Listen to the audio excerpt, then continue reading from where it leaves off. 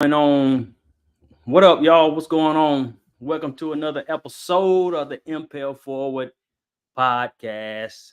Oh, let me fix this screen right here. There you go. Let me bring Rene on. She was looking a Thank little you. small right there. What? So What'd you you was say? looking a little small right there. Yeah, big Rene, not the small one. Just kidding. Yeah. How you doing? How was your weekend? My weekend was good. It was a long weekend, which was great. So, President's Day was Monday, and then I took Tuesday off as well. So, I had that flow of Friday through Tuesday off. So it made for a short week, which was good. Always good to Why have you it. take Tuesday off? You being Huh? lazy.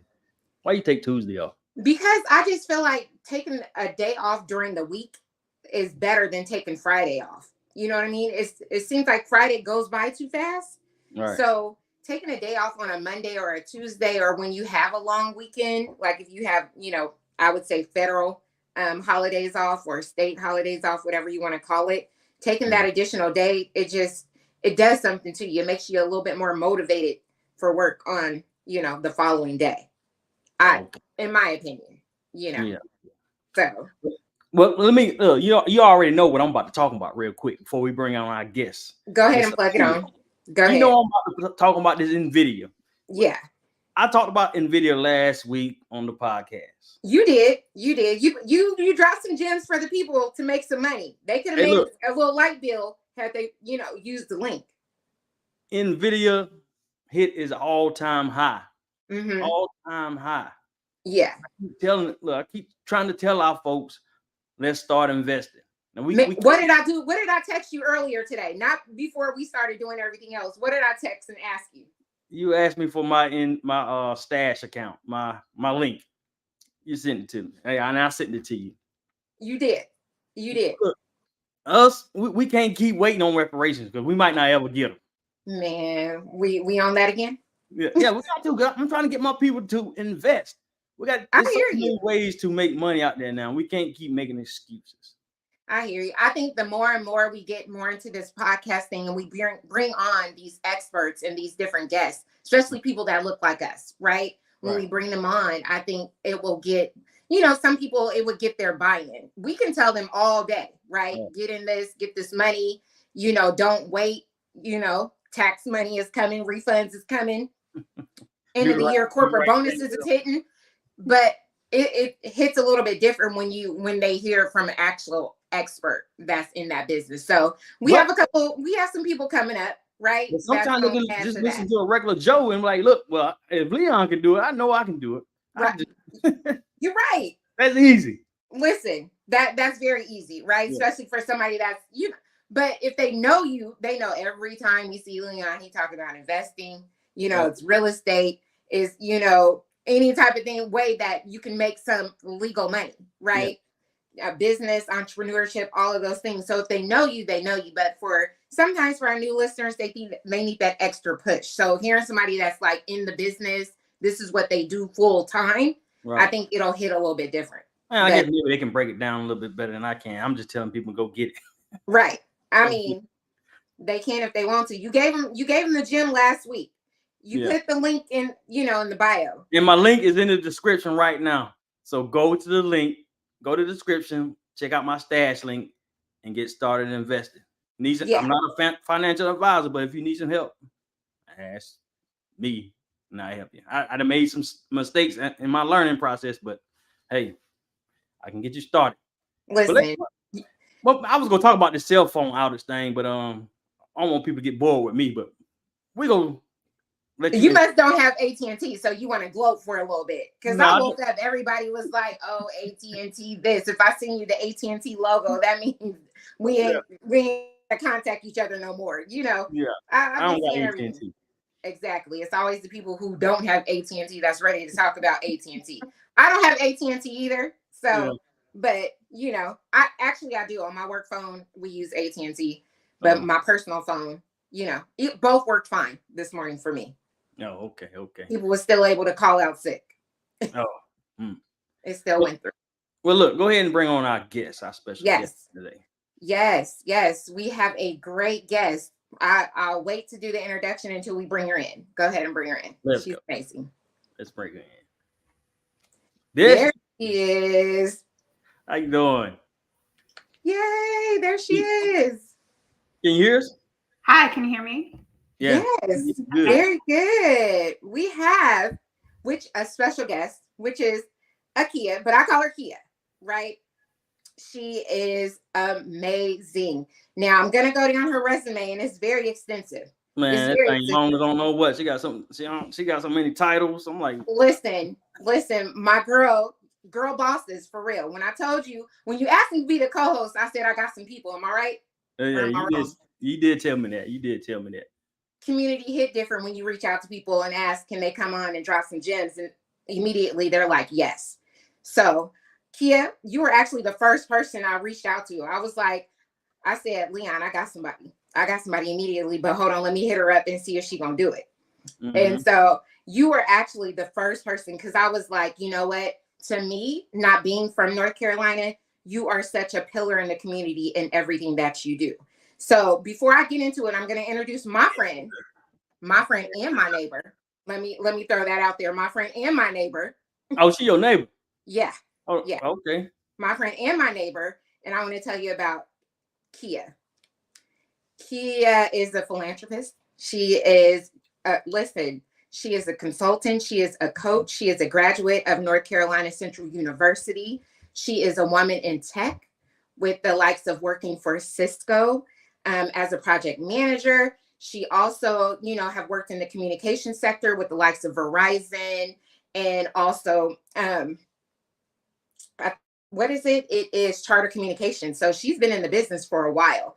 She has her own nonprofit where she, caters to the community. I always see her with updates on feeding the homeless. She's always out on the forefront. And, I've seen her where she's done it, with one or two people or by herself. She's a caretaker of her father, because I love seeing the pictures on her Facebook when she's, the old man. That's what she refers to him as, the old man. Oh, that's what that meant. I read. Yeah, the old man. Exactly. That's her dad. And, okay. And I've seen her not only take care of him, but I've also seen her be an advocate for him when she felt like his needs weren't being met. So I've seen everything from, her being the woman boss that she is, with her teachings and all of the things that she has going on when it comes to women in tech and how many people reach out to her.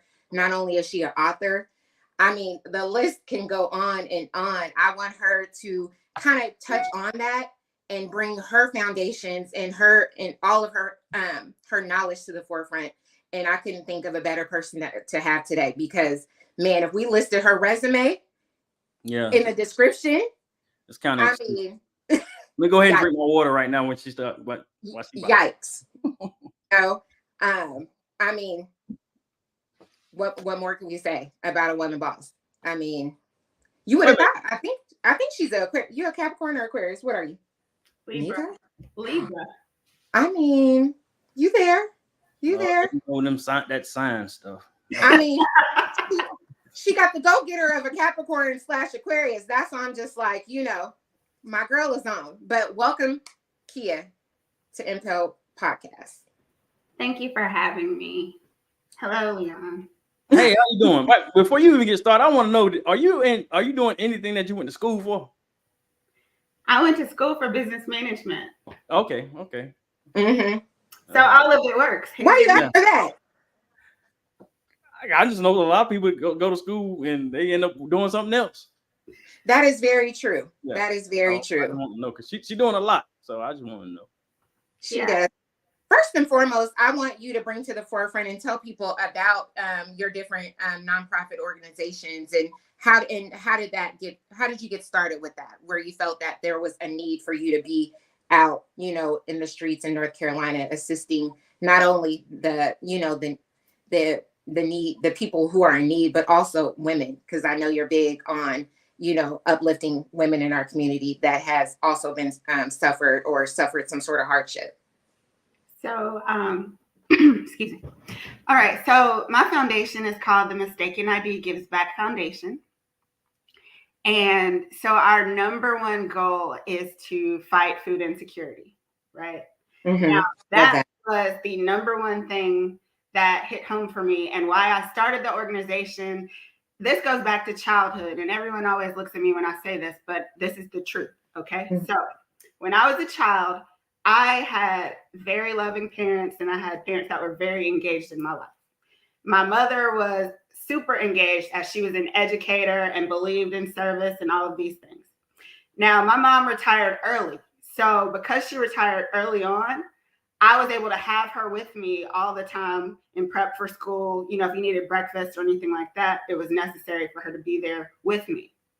So when it comes time for standardized tests, I know if y'all, you know, whatever age group you're in, standardized tests were like a big deal, right? And so back then, the teachers at the schools that I went to always said, before you have your test so that you can test well, you need to make sure that you ate breakfast this morning and make sure that you have a good lunch, right? Mm-hmm. So every morning of a standardized test, and not just standardized tests, but this is where it came from.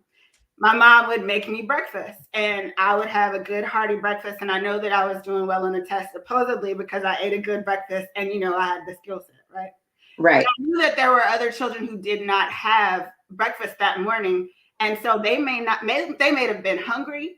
They may just have needed something else. And that might be why they didn't perform as well on standardized tests, because maybe they were thinking about eating versus thinking about taking this test.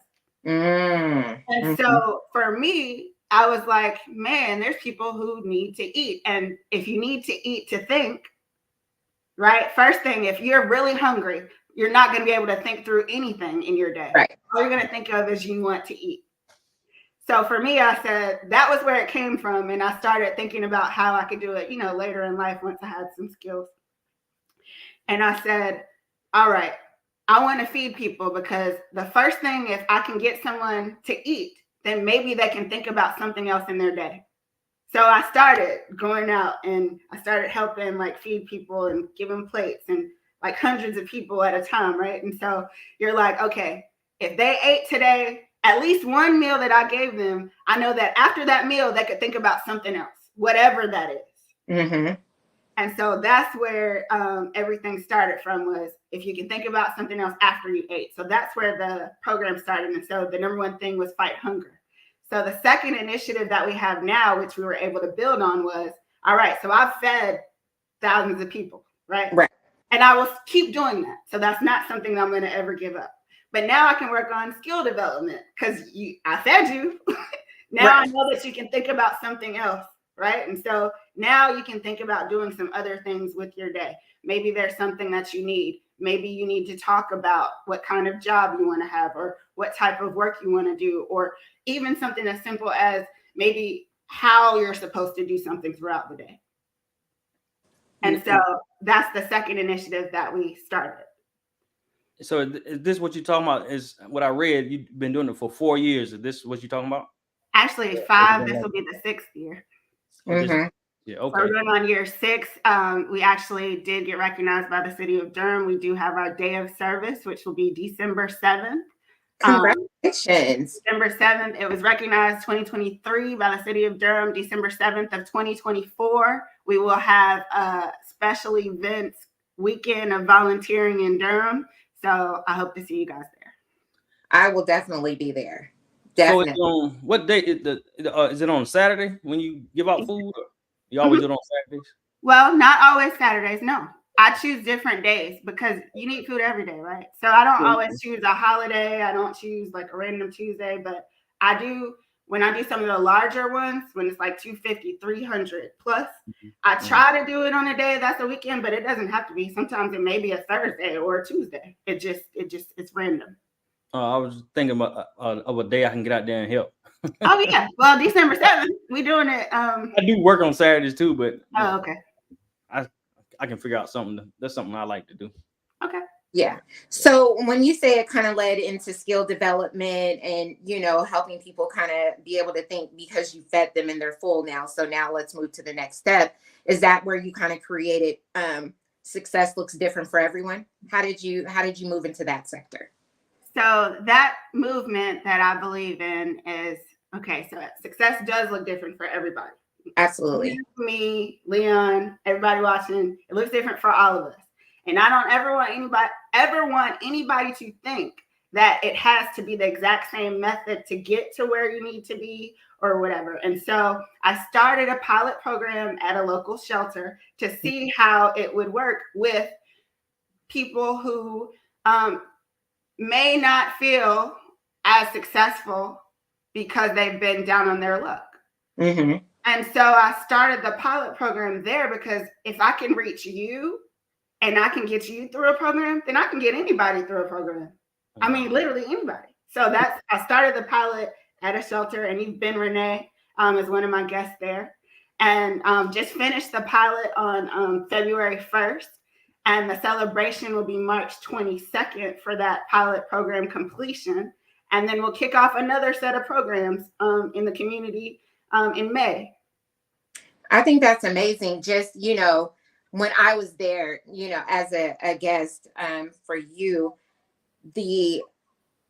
how much the women look up to you was just amazing. Like, you can tell that they look forward to you being there and you building those relationships with those women, whether it's, knowing their children and some of their backstories and, things that they've been through. It made the overall experience so much easier when helping, these women understand how success looks different for everyone. And, and understanding what you see online may not be reality, right? I remember speaking to someone else, when you partnered, each women together with one of your guests there, I remember speaking, and I can't remember the young lady's name, and it's no offense, I'm just not really good with names. But we were talking about what she does, and she kind of downplayed it a little bit. And she was like, I believe she said she was a housekeeper, or that's kind of what she does. And I said, oh, you work in hospitality? And she said, huh? I said, you work in hospitality? That's amazing. I know a few people who work in hospitality and have worked in that business for years, and they are extremely successful. I have a friend, he says, I'm a high paid janitor. He tells me that to this day. I'm a high paid janitor. He still cleans the floors when he goes in, just because he's, a director or, at some senior level executive. It doesn't negate the fact that he started at the bottom. So when he goes in and he's visiting his, his buildings and the different hospitals that he oversees, he cleans the bathrooms too, still. So, I wanted her to see that, don't ever downplay yourself. Don't ever downplay it at all, because what you like and what you enjoy doing, express that she enjoyed doing it, then hold that, stick your chest out and keep going. And I just love that, because that's what you express to every single woman there. And it was just an amazing feeling to be in that, because acts of service is one of my love languages in helping people in networking, which kind of, led me to reach out to you to be the first one I thought of to come on the show. Because I'm not going to lie, I was just like, I tell my friends all the time, I'm like, Akeeya should be mayor. Akeeya should be mayor. That's what I see. Oh. I know you're on the Durham's Women's Council, but that was my next question. You tapped right into my next question. I was going to ask it. With everything you're doing, how can you serve on the council for women in Durham? Man, you're doing a lot of stuff. Tell us about that. Okay, so I am on the Durham Mayor's Women's Council. And what that group does, and is responsible for being the liaison between women in Durham and the government officials. So in reality, if there's any issue like healthcare, like women's healthcare has been a big topic for a while now, right? Well, some women came together, and Durham was one of the first places to pass like a proclamation for honoring and standing up for women's healthcare. One of the first counties in North Carolina. And what do you mean by the women's healthcare? What's been going on with it? In regards to, I don't really like to always go like deep dive into it, but women's healthcare, such as like abortion care, making sure that people have proper care when giving birth, etc. More like doula information so that people know that you don't always have to go to a hospital. You may want to have a midwife or a doula help you get through that process. I haven't been through that process myself, but I know a lot of experts in that field, and I've worked with quite a few of them. But what I do know is that we have to protect ourselves as women, right? And so if we have government and other officials who represent us, then they need to know that if we want to protect ourselves, they should stand up for us as well. And so that's one of the initiatives that the council did early on, like early in that space. But as of now, like we work on, we started a clothing closet for families and students at a local school, and we've started doing some other work in the community, and we'll be kicking off some more work soon. But being a part of that council, the idea is that when you're the liaison between people and the council, you want to make sure you cover a lot of different areas. So there's also an area for like arts, culture. There's an area for fair housing. There's an area for public safety. Like there are different areas that women in the community represent in the council. So that's it's a nice mix of people who represent all of Durham. And we're here to continue to represent all of Durham. I think that's amazing. How does one be able to be on that council? Is it something where you kind of got to know someone or get voted in? So say if one of our listeners or our viewers are interested in being on that council, what is the process for that? So Durham actually has quite a bit of boards and commissions on the Durham City website. And they always post vacancies, and people don't tend to know this, but there's a lot of information that comes across the Durham City website. And on the boards and commissions, it posts all vacancies. So not just the Mayor's Women's Council, there are tons of boards and commissions based on different initiatives and things that you believe in. There's tons of things that are out there for you to look up and see if you want to join it. You fill out an application, they submit it, and then you go through like an approval process. They do check your like tax records to make sure you're up to date with your city taxes, stuff like that. But then after that, there's an approval process that you go through. The city clerk swears you in. So you're actually like a government official. You get sworn in. You get a pen from the city. Like it's nice to go through all of that. And then there's awards, banquets, and things throughout the year, and little meetups where you can meet other commissions and other board members from other groups to see if you're interested in something else. Fair housing, cultural advisory. I mean, there's tons of boards across Durham. Oh, that's amazing. Definitely reach out to me regarding the clothing closet. Now, if you know me, I got something to donate of some sort. And don't be late. And don't be late. Huh? That was for Renee's. It's not like messing with her. Yeah. He's saying don't be late. Listen, I'm on time for things, some things. So look, tell me. Go ahead. Go ahead. No. Dive into tech.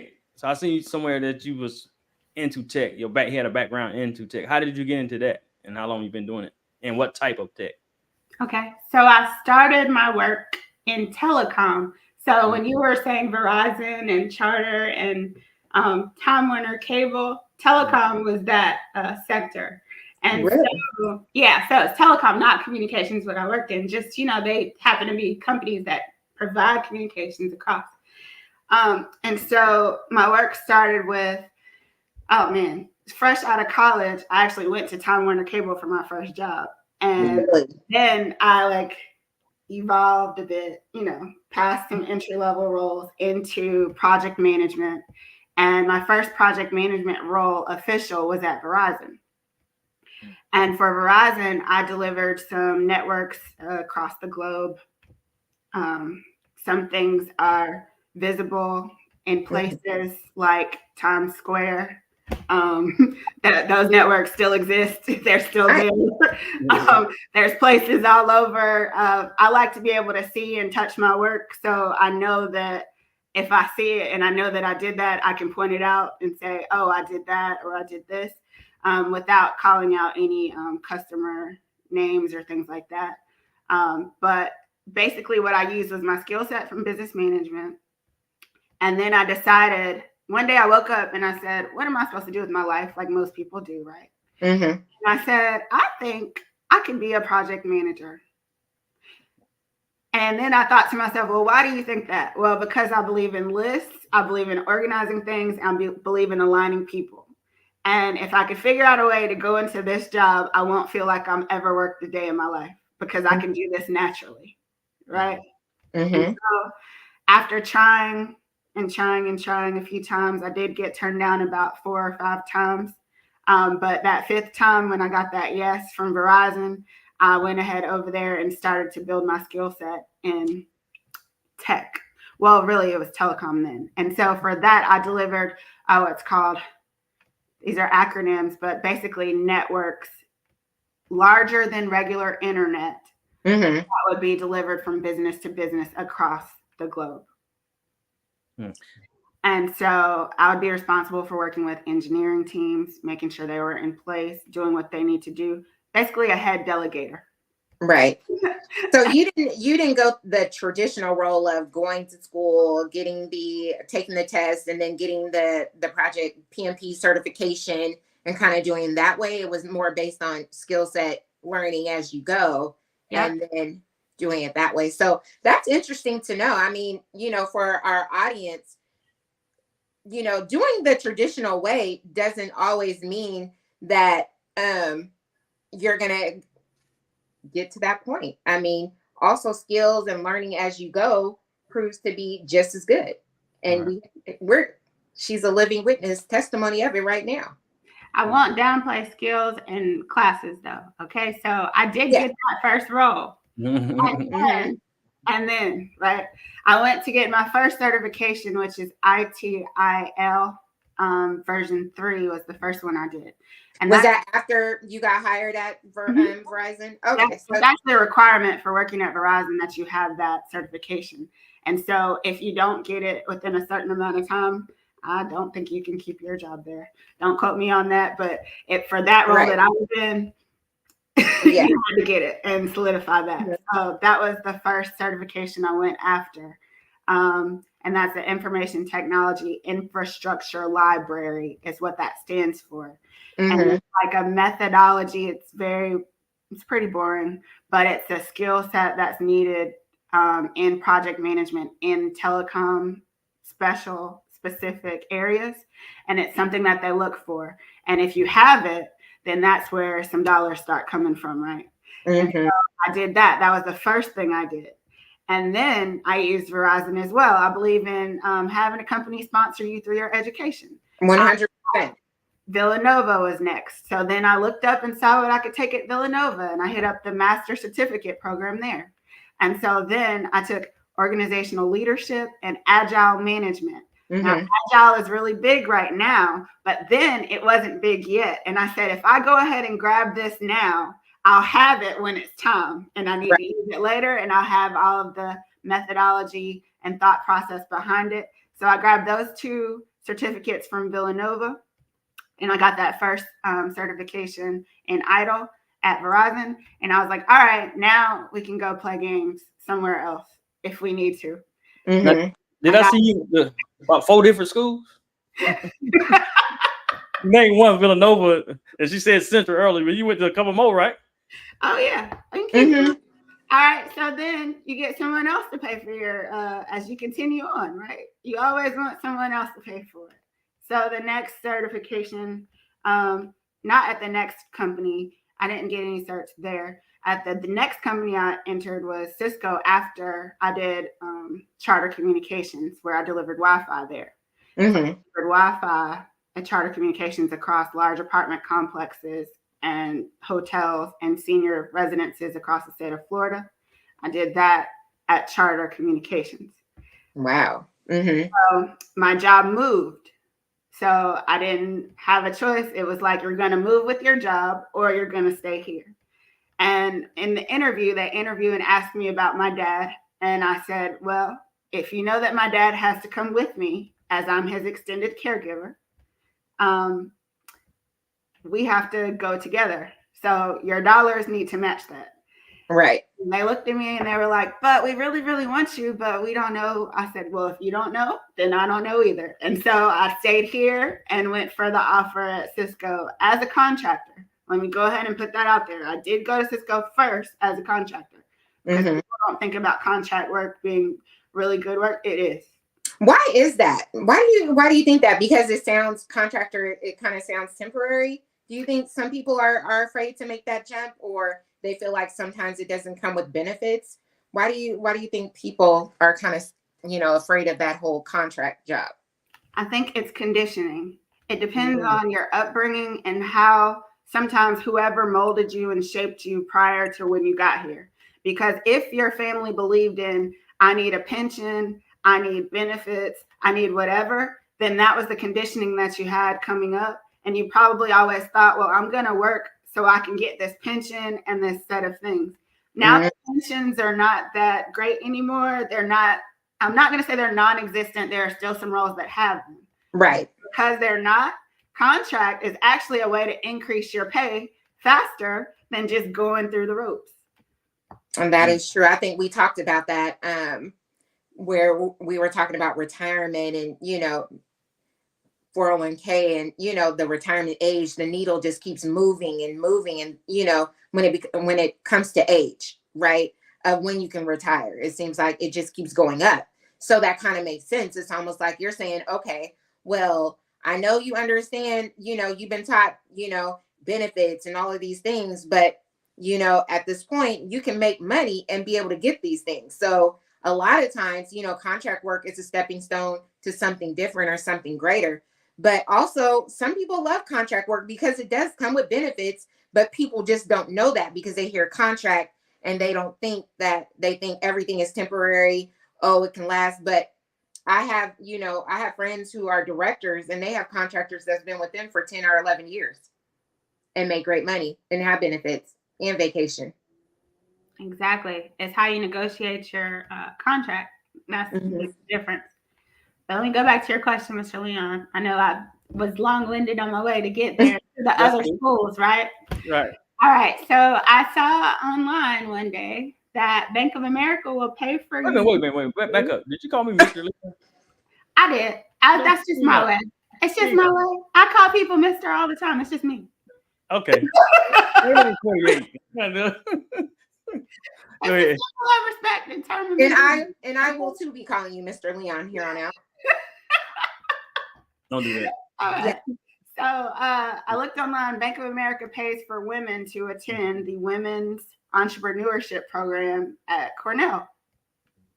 So if you didn't know that, anybody, it's a program that's offered through Cornell, and Bank of America will pay for women to attend that program. And I saw that online. There's a gem. There's 10 people. She just dropped a gem. I applied and I completed the Women's Entrepreneurship Program with Cornell and received the first set of cohort information and things like that. And they continue to send information now. And that was years ago at this point. I'll go ask you, how long ago was it? So it's still available for women. Mm-hmm. Yeah. Okay. People are still entering the program now, like all the time. I've been seeing it online, Threads, TikTok, people talking about entering it now. And I'm like, wow, yes, do it. If you want to do it, do it. Yeah. So what type of... Go ahead. Oh, you finish? Go ahead. So there's that. I got 2 more certifications for Scrum. Scrum product owner and Scrum master. Mm-hmm. So those were 2 more certs that I had Cisco take care of for me. You said Scrum? Uh-huh. What is that? Scrum is a different methodology used in project management and other ways. It's basically a way of making things easier. In my opinion, it's easier, but it's changing the form. So back in the day, everyone who does project management did something called a waterfall method, which means that every step you had to do something. So it's like pouring water, right? So every step you got to do one step at a time. Scrum takes it, kind of shakes it up a little bit and says, you know what? If we put these ideas, I'm going to call them ideas. I'm not going to use all of the technical terms and things. So people listening, I'm not using Scrum terminology, okay? So you put all your ideas together in like kind of basically like sticky notes, for example. And then you pick off what you think should be a priority. And you try to make that a priority. And then you can talk about it in a shorter period of time because you know what you've prioritized when you're doing a project. Versus going, okay, I gotta do step 1, step 2, step 3. No, what if I want to do step 1 and 3 works better than 2? And then I can come back to 2. Like, it changes the way of thinking through how to work projects. It's used a lot in like software development. It's used a lot in various avenues. Now everyone wants to try to be on this bandwagon of it. And so really it's nice. I've seen it a lot on LinkedIn. Funny enough, I did complete the project management program for Durham Tech and passed with a 90. But project management are for certain individuals, right? They are for special individuals. I'm organized. I am a hard worker. I am, I love things in order. But as I was taking the class, I was like, wait, this terminology sounds very familiar.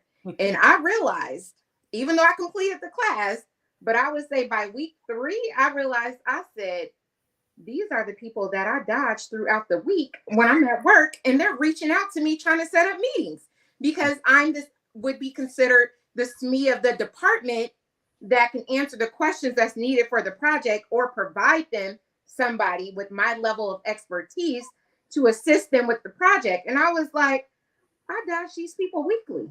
I don't want to be the person I dodge. So, and that's what you get for being smart.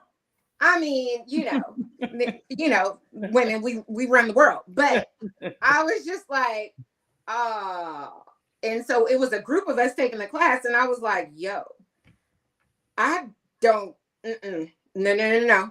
But I was like, I paid my money. I didn't, I should have took one of Akeeya's gems and reached out to her, but I paid out of pocket. It was kind of during COVID, so a lot of things were slow, right? I was able to kind of do a lot of multitasking, but I completed it. I got a high score in the class. Even the teacher, she was like, are you going to move forward? I was like, I don't think so.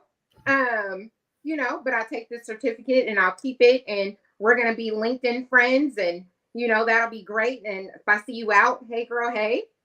But you just got to know what's for you. But I think for sought out people that are highly organized, they love to create and network to make things better or work. I think, project management is a great thing.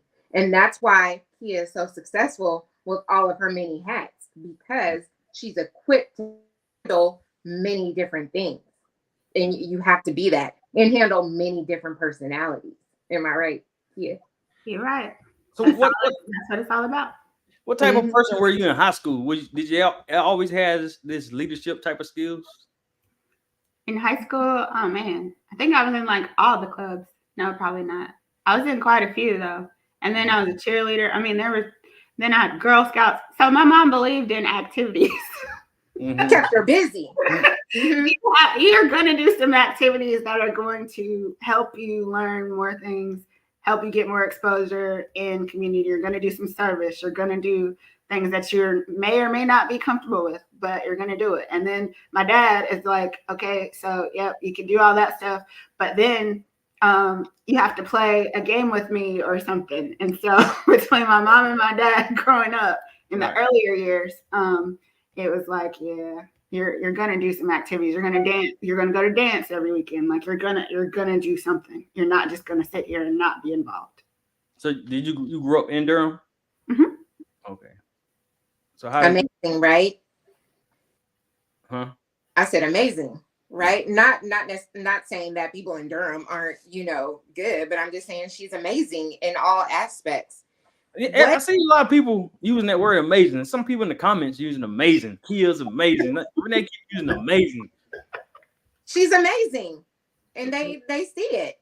Yeah. I mean, again, we see her resume, her bio. I mean, probably a small part of everything that she does. So for the community. So if they're using the word amazing, I don't know exceptional. I mean, girl boss, coach. All the things. She's dropped gems. Now, somebody that wants to get into tech, what are some ways where they maybe transitioning and they don't really know what they want to do, but they kind of maybe a little bit interested in it. What's one thing that you can kind of tell our audience, hey, if you're looking to transition from, maybe they were working in, a different customer service, or their ultimate goal is to get into tech or project management. What's a kind of a beginner friendly, I don't know, I would say a book, or maybe, a website, or, online that they can kind of dig in to learn more so that they understand what the job entails?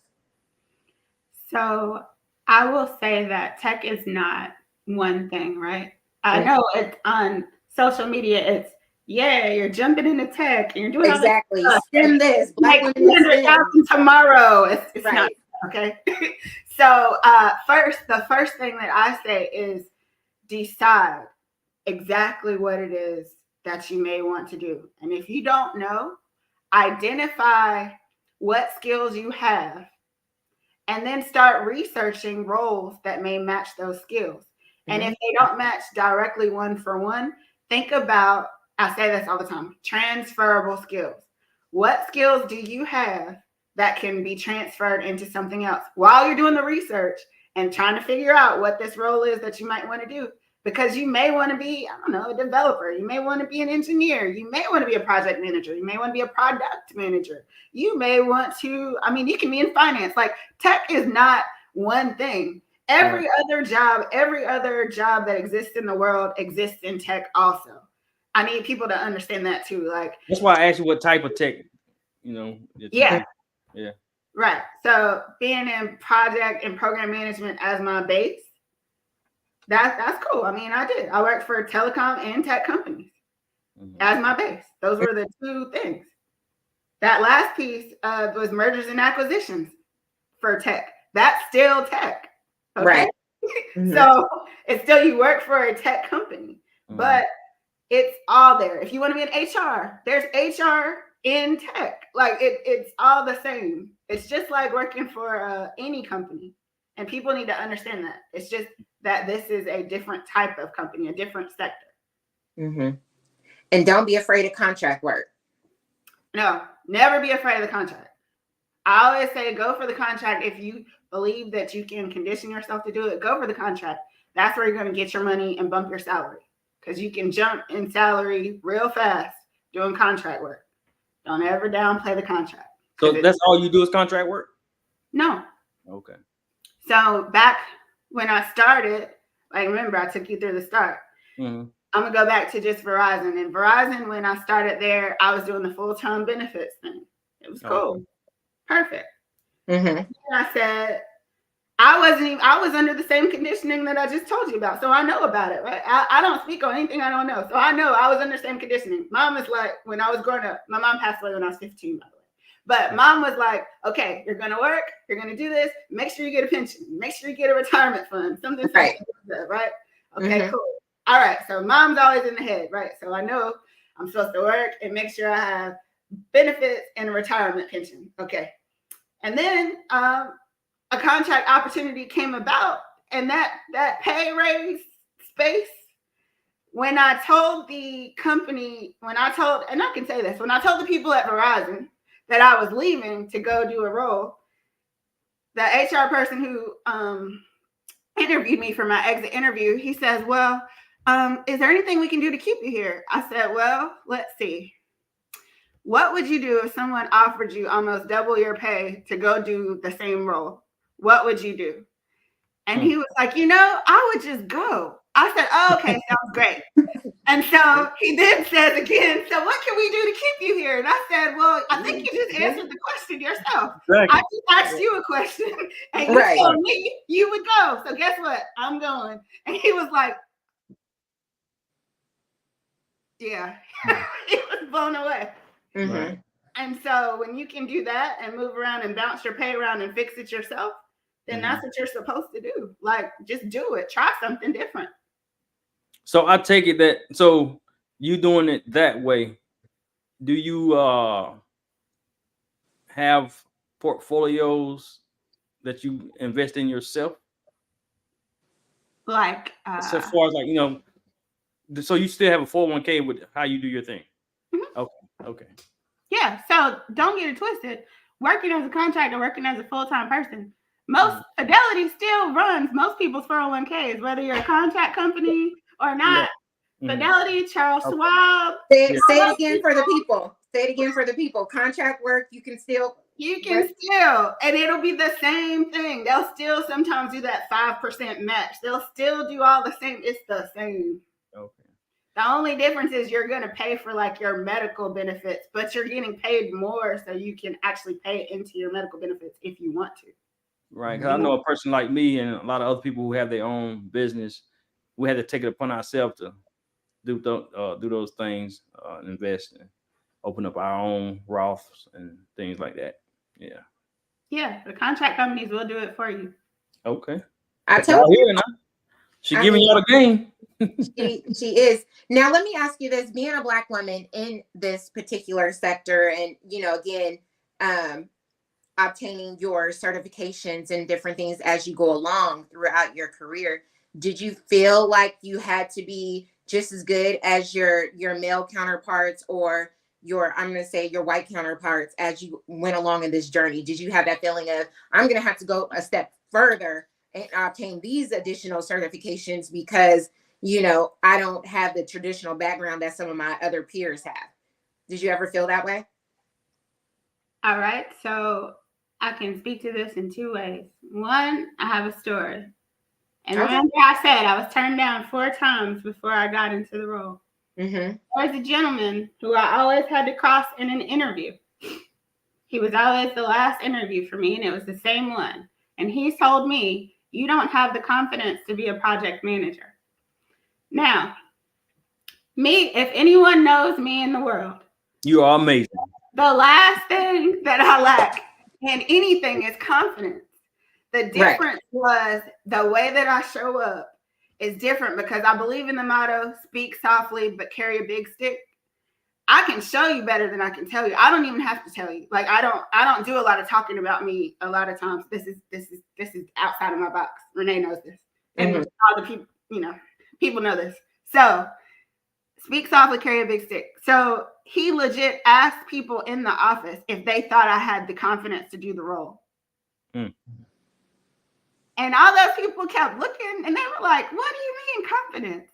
This girl knows her job in and out. She knows our jobs in and out. She knows how to do everything and whatever. And so the interesting part was he actually never did hire me. Wow. But that other company did. And so the next time I saw him, I was in a place in a nice restaurant at the bar, minding my own business, and he crossed my path. And I looked over and I was like, ha, gotcha. 6 degrees of separation. It always happens. I tell people that all the time. Yeah, but no. So when it comes to having the same abilities, the same traditional path, my path, success looks different, right, for everyone. Right. It's never going to be the same path for anyone. And so I don't ever think that their path was just what it was, because we all know that there are some people in this world who have the most confidence and believe they can do anything more than anybody. And we know who those people are. And so the thing is, if I know that I'm just as good as you and I'm never going to sidestep for you, I'm always going to walk my line and do what I'm supposed to do. I'm going to stay in my lane. You can't cross into my lane because my lane is made for me. Right. No matter what they think or do or whatever and say, oh, you don't, guess what? Check the resume. I don't even have to at this point. Check it, because if you want to know what I can do, you can look at that. If you want to know beyond that, ask somebody. And if that's just it. Like, I don't have to compare myself to them at any given moment. Like, because why? We're great. Black women are great. Black men are great. Black people are great. We're already greatness in the making. We were already made to be great. So all I feel like is someone else is inferior and it's not us. I would agree with that, as 100% agree with that. Where your Superwoman cape at? I think you see what I deal with. This is really what I deal with. But look, is your father still alive? My dad is alive. Okay. He's 76 years old. How old? 76. 76. That's good. That's good. She threw him a party with a DJ and everything. When I tell you he was the man, and he's like in an assisted living home. Am I right? He was the man. I'm telling you, they probably thought like, whoa. I mean, she got him a DJ. He had the food. I saw him and he was, getting it. I bet you all the women was like, mm-hmm. So tell me about some of the teachers he taught you growing up. And I know you say you had some of those thoughts of your mother telling you what to do and how to be growing up. What are some of those that he taught you? So, okay. So my dad, this is the honest thing. Like my mom, I spent so much time with her that most of her things overlap. My dad, the major one thing that he did for me that no one else can ever say that they did was he retired his job on the day my mom died to take care of me. Wow. And so that in itself, that's a lesson that can't be matched, right? That, yeah. So beyond that, he was, high school time and, youth and teenage years. But my mom literally talked me through so many things in the time that we had together that some of those conversations come up in adulthood. Right. Wow. And it's crazy that they come up in adulthood and I can replay them and say, okay, well, what am I supposed to do now? Oh, well, she told me I need to do this, this, and this. And so I already know. And a lot of times growing up, it was, ask your mom, because my dad actually worked night shift when I was growing up. So I always tell him he was asleep for a few years. So not saying he wasn't a supportive parent and didn't teach me anything, but that number one thing was, if I give up my job for you, I'm retiring today because I want to make sure that you're cared for and good. Then that was the one major lesson that I got. And I actually walked away from Cisco and told them the same thing. I'm leaving to spend time with my dad. Right. You giving him everything. Well, I ain't gonna say everything, but a lot back that he did for you. Yeah. Yeah. Yeah. Oh, what'd you say it was? Oh, it's amazing. You're amazing. That's all the things that you do, because those who don't know you know what you do and all of the things in your service to the community and to your father. What's one thing you feel that you haven't accomplished yet that you want to accomplish? Because you got a lot. I mean, you're an author, coach, speaker, entrepreneur. Mm-hmm. I think that one of the things that I want to accomplish and continue accomplishing is doing things like this. Okay. I like talking to people. And like I said, I don't normally do a lot of talking about myself in spaces. It just, most of the time it's the other people who do the talking for me. And then I'm like, yeah, I'm here. I'm here. That was me. But so it's never like in a boastful tone or way or anything like that. But I want to keep doing things like this, talking to people, making sure that everyone knows, 1, success looks different for everybody. 2, you can do whatever you want to do. And 3, just making sure that people get the message that if I can do something, then you can too. It just may take you some time to get there. Like it took me some time to get there. See, she knows. Now, we went through her bio, right? We know, if not some of the things that are on her resume and all, like, again, her service to the community.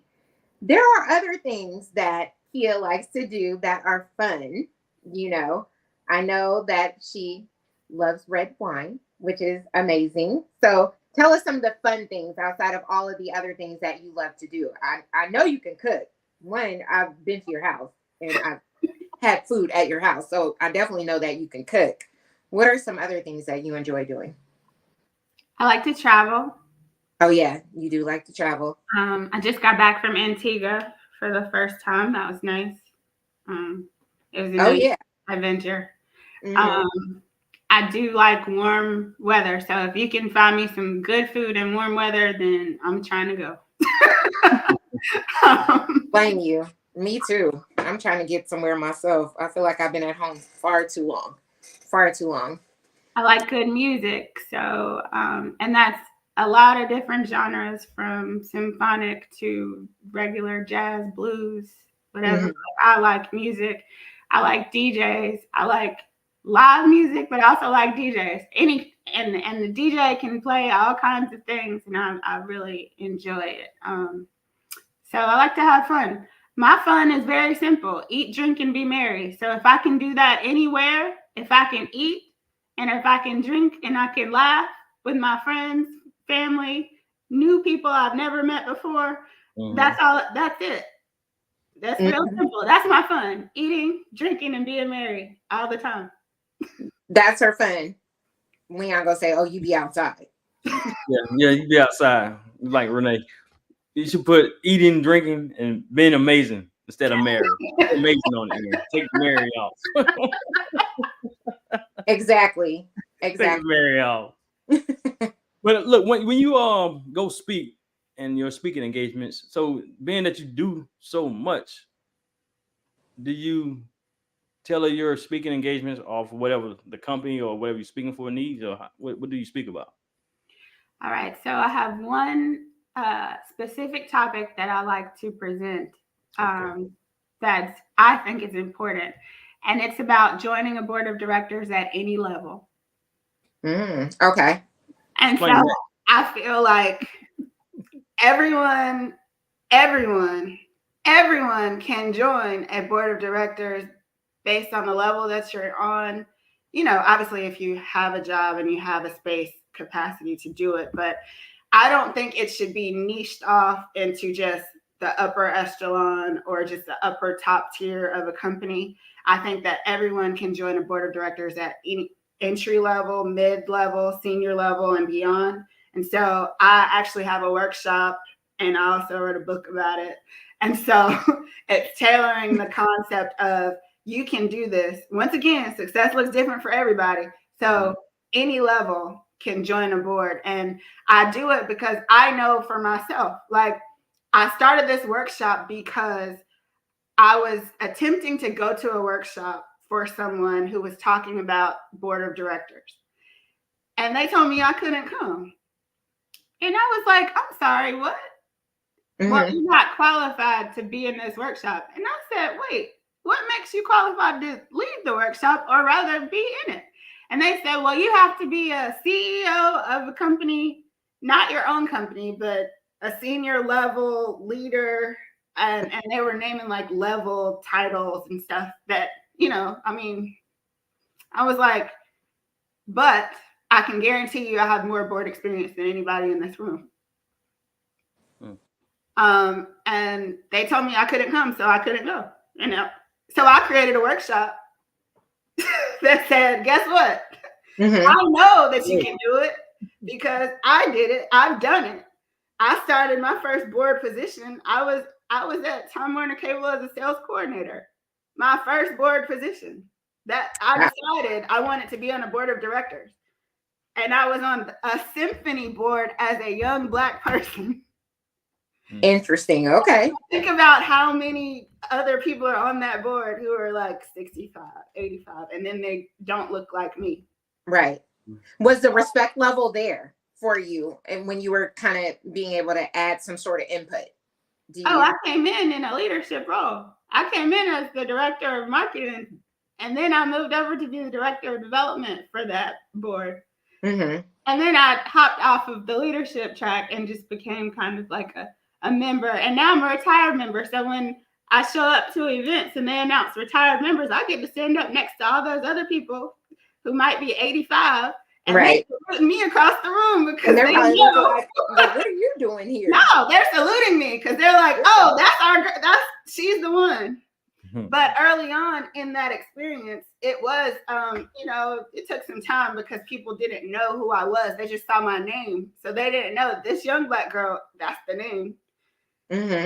So they thought I was someone else. And they thought that I was actually like an older woman early on.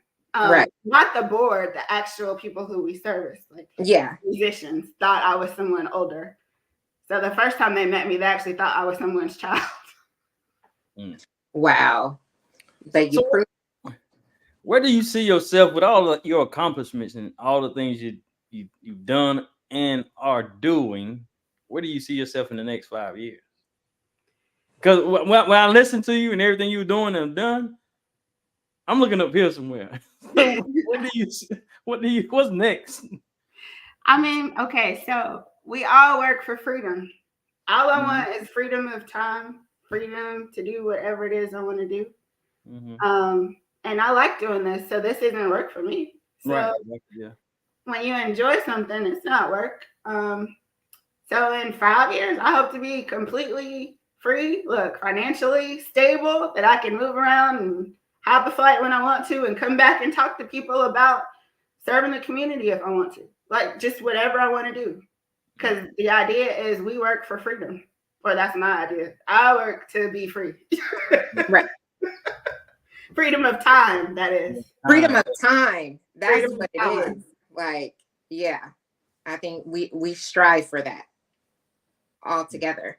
We got a question, or somebody else is saying Key is amazing. Yeah, that's the theme. That should have been the title. He is amazing. We might have to change the title to that when she posts it. Key is amazing. Yeah. Well, I don't have any more questions for you. I don't know what Rene got for you. You know, Rene, she can go now. What you got for Rene? You know what? I think she answered a lot of things for us, and she dropped a lot of gems for our audience, even for me, as you know, as well as I look forward to all of the things that she has going on. You know, she is not one to brag on herself, but she is one to show you better than she could tell you. And I think that speaks volumes for Kia. You can see it on her Facebook. You can even see it, you know, on her Instagram. She does a healthy balance of, you know, I am a girl boss, I am a philanthropist, I am an entrepreneur, I serve the community, and I go on vacation, and I cook and take care of the old man. So she has a nice, healthy balance of all of the things that she loves that makes her who she is. And I love that for her. And she gave us 2 different things of what she had to prove that she can do and be who she wanted to be. Exactly. Yeah. Exactly. Yeah. So we thank you. I thank you. You know, it's something to say about the community that you build where you can reach out to someone and say, hey, would you like to join or be a guest on our podcast? And immediately she was like, yes. And I was like, I want you to talk about you and all the things that you have going on, because I want you to have exposure to all of the things that you being the great person that you are. And it was immediately yes. And, you know, she was saying thank you. And it was more of like, no, thank you. Thank you for agreeing to join. And I hope this serves to all of our viewers of you can do whatever you set your mind to. And she is a living witness of that and testimony. And that's why she's so great today. Yeah. Tell people where they can find you or how to get in touch. Okay, so, oh goodness. Everywhere. Right, literally everywhere. Let's just do the basic, right? So my nonprofit is the Mistaken ID Gives Back Foundation. It's mgb-foundation.org. That's our website. On Instagram, it's MGB Foundation. My personal Instagram is Mistaken ID, so MISS taken ID, the number 9. That's my Instagram. That's my personal Instagram. I have a link tree with like all these different links. We have her. It's in the description. We have her link tree in the description because it's a lot. And also check out her foundations, you know, and her days of service when she is looking for a community. I would love to do it. I try to fit. I think I need to work on my project management skills. And, you know, I try to fit so much in my day and week, you know, myself. But I loved when I assisted her with one of her groups. As I said, success looks different for everyone. and I hope to continue to work with her when I can, and I will, be at the next event that she texts me about. So absolutely, as she closes out and moves to something, the same thing, but something greater. I'm sure we see it in her. Oh yeah, I see something bigger coming from somewhere. I know, and I kind of feel like it's like that Beyonce thing where they're like, how many hours out the day? Like, how can she fit all that? You know what I mean? And here I am. I'm like, dang, I know I give 8 hours to this company, and I know I do this, but do I need to wake up at 3 a.m. and start my day? Like, what?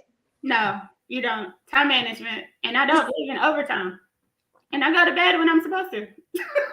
You true. I don't believe in it either. But I'm a hard worker. I work hard in those 8 hours, seven and a half. Smart in those 8 hours. That's because success looks different for everyone. Work smart in those 8 hours. Exactly. Well, we appreciate you being here again and dropping those gems for our audience, and also for Leon, and motivating others that are in your same position or would like to be. We appreciate you.